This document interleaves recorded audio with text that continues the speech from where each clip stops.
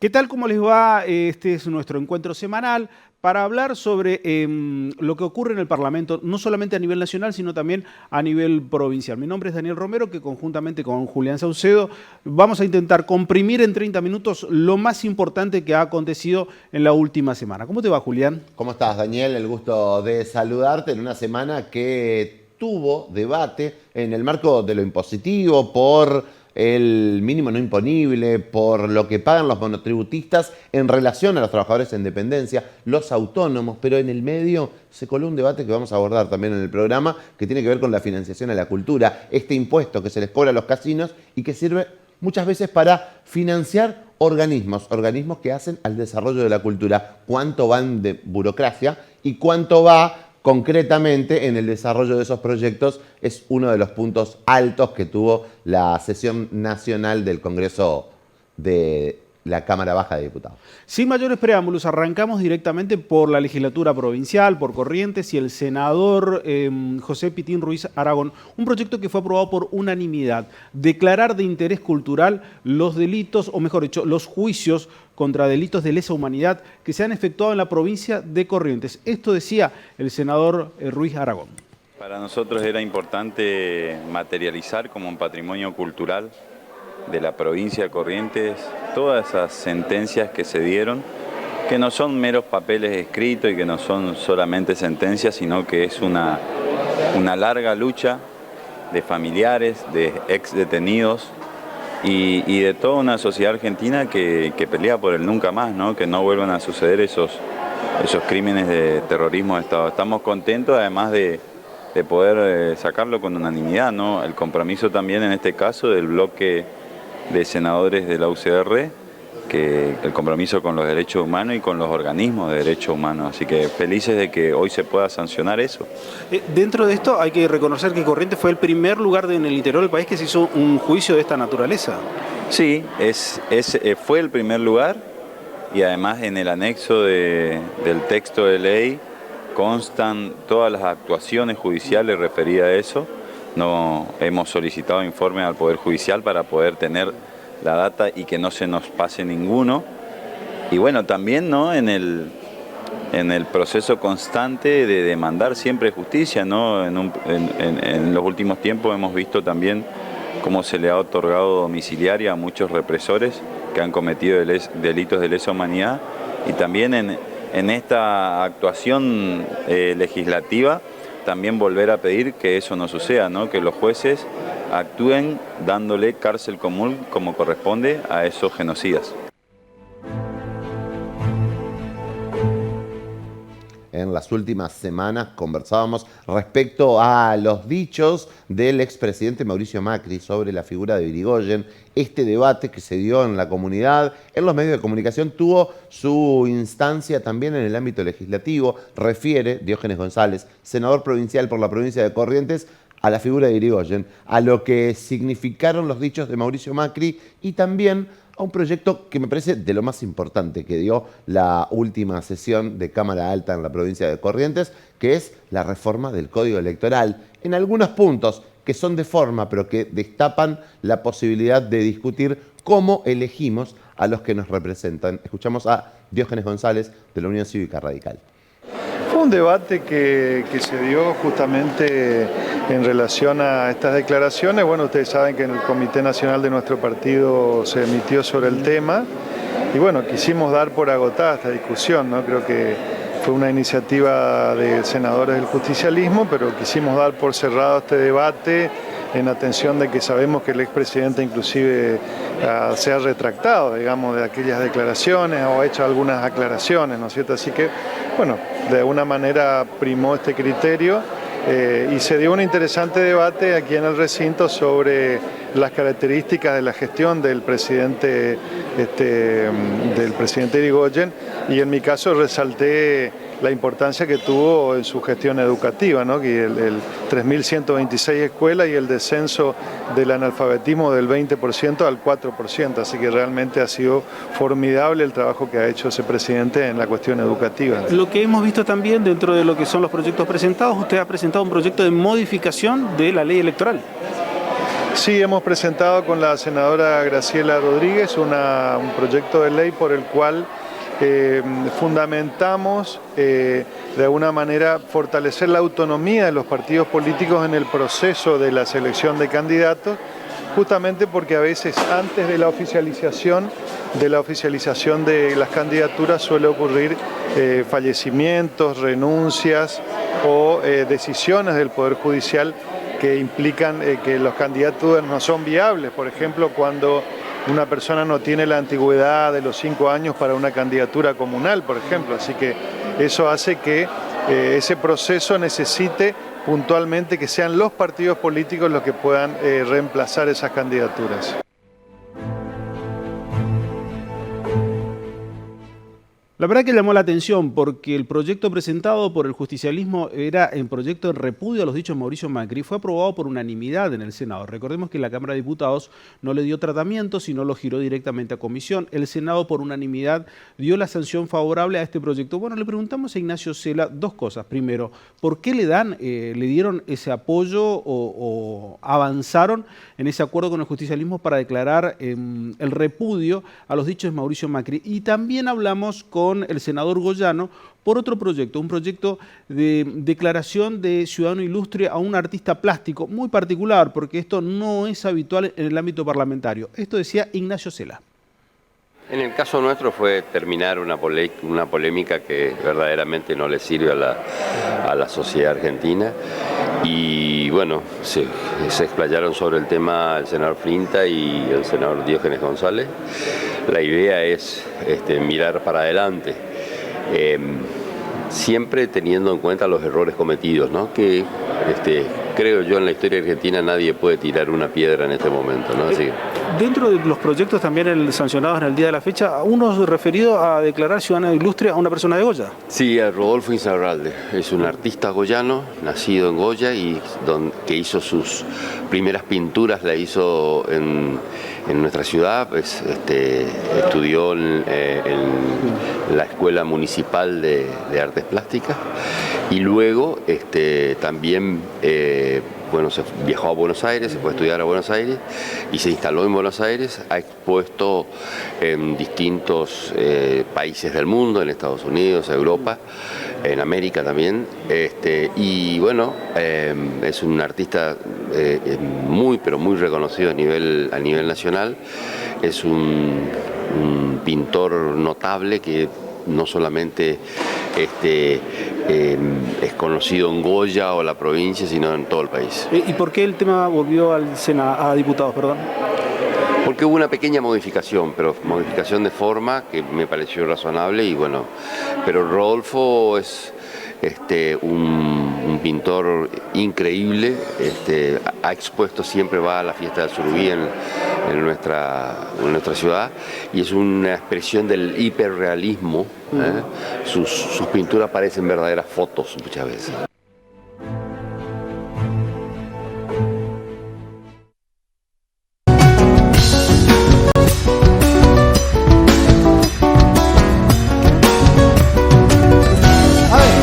En Corrientes tenemos un plan y sabemos hacia dónde vamos.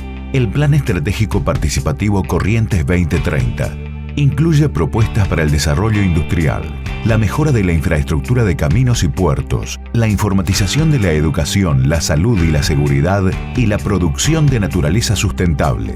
Son obras y programas sociales para mejorar la vida de los correntinos. Porque en Corrientes el futuro lo construimos entre todos. Gobierno Provincial.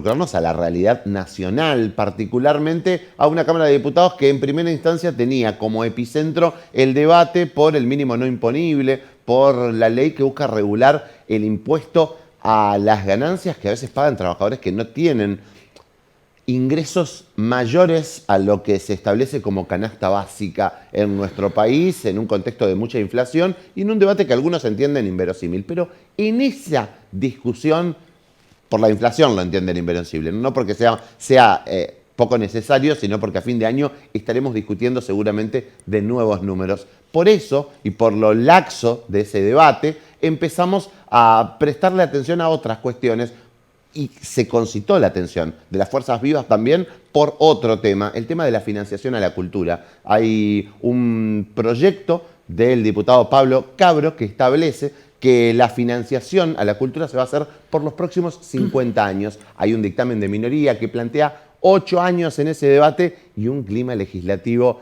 para alquilar balcones. Los invito a interiorizarnos un poco de la realidad nacional a partir de la Cámara de Diputados y este debate. Escuchamos a Pablo Cabro, que presenta el proyecto que finalmente tuvo media sanción. Quiero desde el comienzo tratar de despejar un tema que es el que más se ha discutido todo este tiempo, que es por qué este proyecto se propone prorrogar estas asignaciones por 50 años, ¿no? Sé que he escuchado a muchos decir que 50 años es mucho. Y es cierto, 50 años es mucho. Depende para qué, depende en qué contexto estemos ubicando estos 50 años. Aquí la pregunta que debiéramos hacernos no es cuántos años hay que financiar a la cultura, sino discutir si pensamos que en algún momento tiene que dejar de haber financiamiento para nuestra cultura. Es decir, ¿este financiamiento es permanente o es transitorio? Me parece que esta es la pregunta que nosotros nos tenemos que hacer. Y la verdad es que nuestra opinión es que debe ser permanente. En este sentido, yo me arrepiento de haber hecho un proyecto que dice 50 años. Me hubiera gustado más haber puesto 99 años para que sea más parecido a infinito. O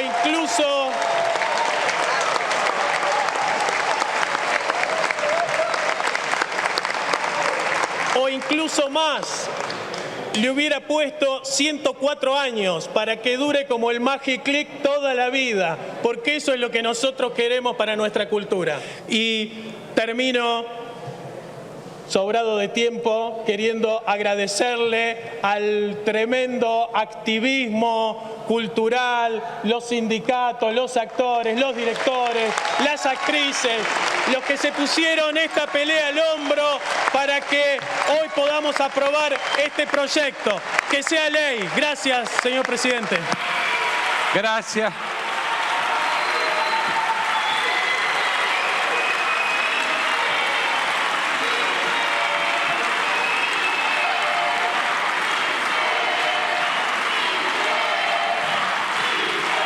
Gracias.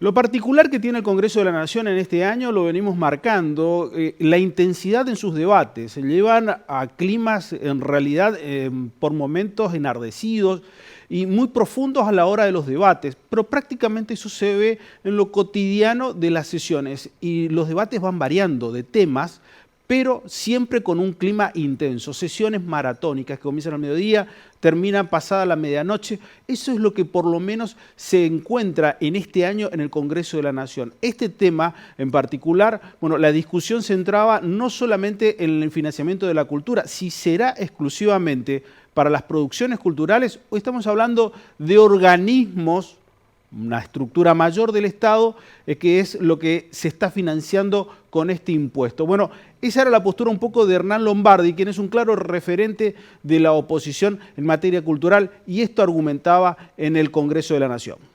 Me pregunta el diputado Wolf cuándo puede entrar gente de su bloque o invitados. Quiero aclarar que acá no hay activistas partidarios, hay gente de la cultura.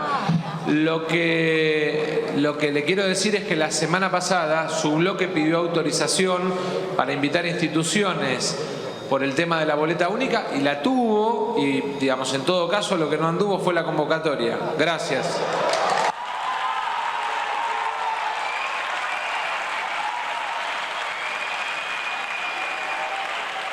Estamos a favor de la continuidad por un plazo razonable, nosotros pensamos que es 2030, de las asignaciones específicas. Tenemos observaciones para hacer el método de las asignaciones específicas. Son distorsivas, pero en este momento creemos que no es el tema de la agenda de la Argentina esa discusión, por lo tanto estaríamos muy de acuerdo en defenderlo hasta 2030. Por otra parte, y nos parece una enormidad pensar este pensamiento del futuro de prorrogar por 50 años, eso no lo acompañaríamos de ninguna manera.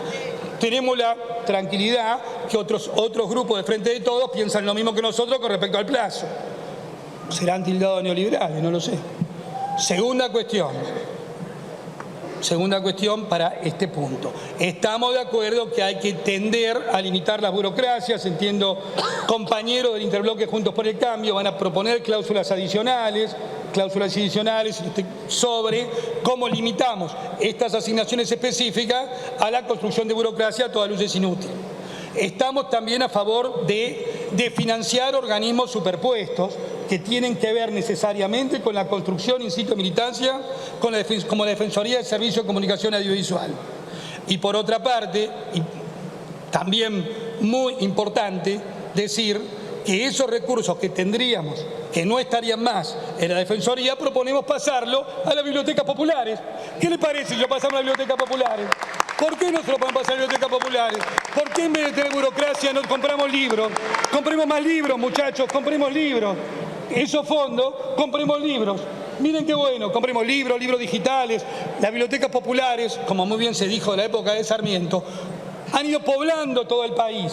No nos merecemos los chicos que tengan. ¿Por qué no comprar libros? ¿Por qué tenemos que defender en este Congreso burocracia? Compremos libros, muchachos, comprémoslos que capaz que nos ayudan a construir mejor ciudadanía. $100 de euros, ¿sabés los libros que compramos? Ahora desaloje. Ahora le pido yo. Desaloje.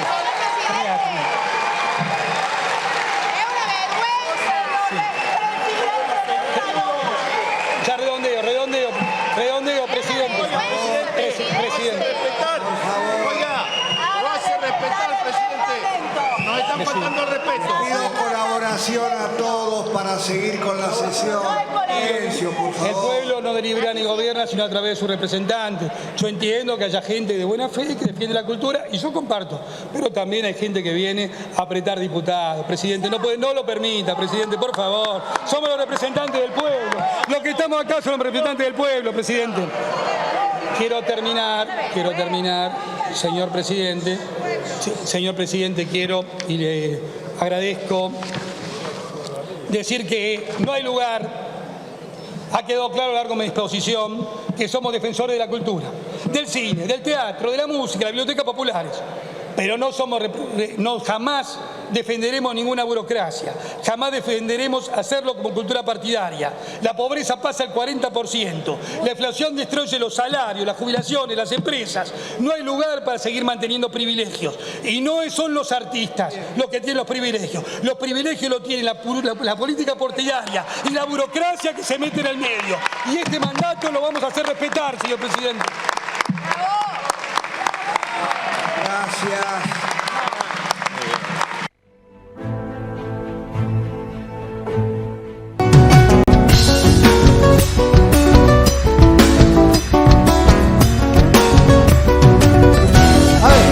En Corrientes tenemos un plan y sabemos hacia dónde vamos. El Plan Estratégico Participativo Corrientes 2030 incluye propuestas para el desarrollo industrial, la mejora de la infraestructura de caminos y puertos, la informatización de la educación, la salud y la seguridad y la producción de naturaleza sustentable. Son obras y programas sociales para mejorar la vida de los correntinos. Porque en Corrientes, el futuro lo construimos entre todos. Gobierno Provincial. Mendoza, la de los Andes infinitos.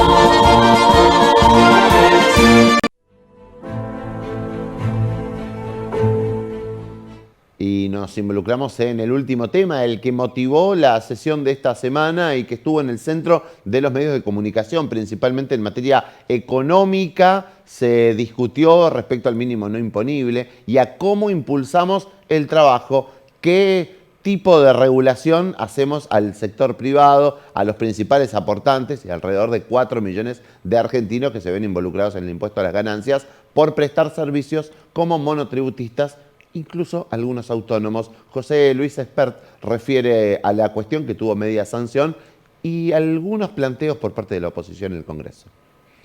Felicito al bloque oficialista por esta iniciativa, que es absolutamente irrelevante desde el punto de vista del número, como lo voy a detallar seguidamente, usando los datos de dos prestigiosísimos tributaristas, César Litvin y Martín Caranta. Pero al menos planta una bandera. No podemos seguir, y menos desde la política, haciendo oídos sordos y estar ciegos frente al reclamo de monotributistas y autónomos por el desigual trato que se le da frente a la cuestión impositiva. Hoy, un trabajador en relación de dependencia que cobra 280.000 pesos de bruto paga un impuesto a las ganancias de 70.000 pesos al año, o sea, una alícuota de 19%. El mismo trabajador con el mismo ingreso mensual facturado, obviamente si es monotributista, paga 7 veces más, una alícuota del 35%. Verdaderamente vejatorio y confiscatorio e inaceptable. De la reforma que se está hablando en el dictamen de mayoría es simplemente afectar una deducción especial que es un múltiplo del mínimo no imponible, para llevarla de 1 a 2 en el caso de los autónomos, cuando ya es de 3,8 en el caso de los trabajadores en relación de dependencia. Sigue existiendo una enorme desigualdad tributaria para igual capacidad contributiva, pero al menos nos vamos acercando al espíritu que debería predominar, que es igual tratamiento impositivo para igual capacidad contributiva. El alivio, como les decía antes, es absolutamente irrelevante para los trabajadores autónomos. Antes de la reforma, un trabajador autónomo de 280.000 pesos de facturación pagaba o paga 500.000 pesos de impuesto a las ganancias al año, eran 594.000, y luego de esta reforma va a pagar 500.000. Lo estamos aliviando solamente en un 15%, 90.000 pesos al año. Irrelevante, pero al menos planta una bandera que hasta ahora hacía rato que no se plantaba.